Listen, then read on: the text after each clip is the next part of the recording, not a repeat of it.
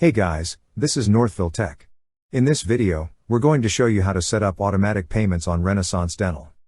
We will also put links in the description below for low-cost dental insurance plans for you to check out.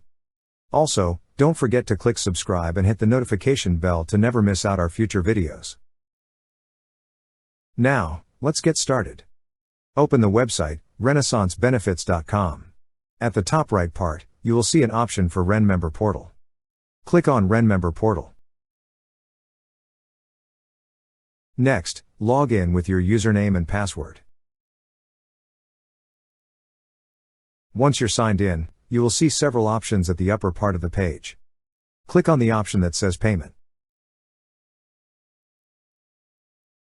On this page, you will see a section for automatic payments. Beside it is an Edit button. Click on the Edit button. Now first, select a payment method. You could select either a credit card equals, checking, or savings account.